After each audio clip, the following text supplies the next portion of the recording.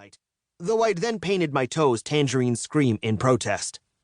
Plus, I'd allowed my mom's stylist to cut 3 inches off my hair even though I'd liked my hair the way it was. All of those concessions had left me with very little patience for putting up with Janice Arnault and the Von Fratt family. "Dre?" My dad nudged me as the photographer asked for some photos of just the Arnaults. "You're not still upset with me, are you?" I shrugged, refusing to look at my dad. "Upset? Why would I be upset? It's not like I had plans tonight and that you essentially forced me at gunpoint to abandon my best friend in order to attend this." "I'm sure Mel understands," Dad said.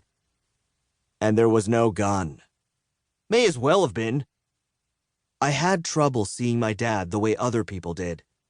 To one half of the country, he was the passionate, handsome, future leader of the country. To the other half, he was a baby-killing, Satan-worshipping foreigner who had no business running anything other than a convenience store.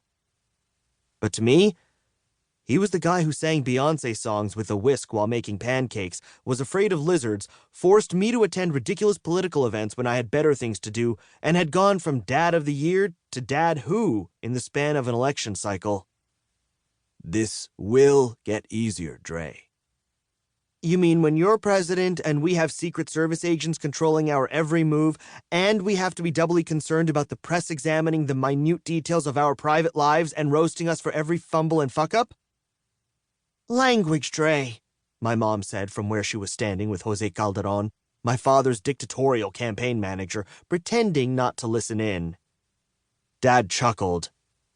"It won't be that bad." "It's already that bad." "Then at least it can't get much worse." My dad slung his arm around me and pulled me into a hug. I caught Dean watching us, and he quickly turned away like the affection embarrassed him. I figured his parents probably thought there was something unmanly about a father hugging his son. Dean and his dad probably exchanged firm handshakes and the occasional nod. "Besides," my dad went on, "I might not even win." "What do you think I wish for every night before I go to sleep?" "Andre?" Jose was waving for my attention.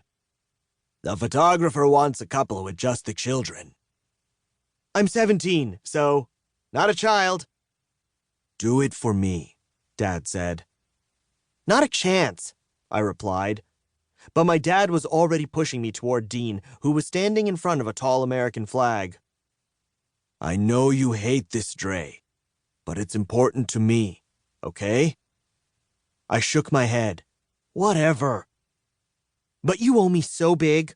Like, maybe it's finally time to buy me a car big." Dad clapped me on the shoulder. "Not a chance. Have fun." Fun. Sure. I couldn't imagine any world where spending a single second with Dean Arnault would be considered fun. But I trudged toward him anyway because that was the sacrifice I was willing to make to help my father become president of the United States. Dean. The photographer waved at me. "Move in a little closer. I'm sure he won't bite." I threw a glance at my mother, who was clustered off to the side with the Rosarios, laughing at something someone had said, though I couldn't imagine what anyone could possibly find amusing about this situation. "He's wrong, you know," Andre said quietly as I scooted closer to him. "I do bite."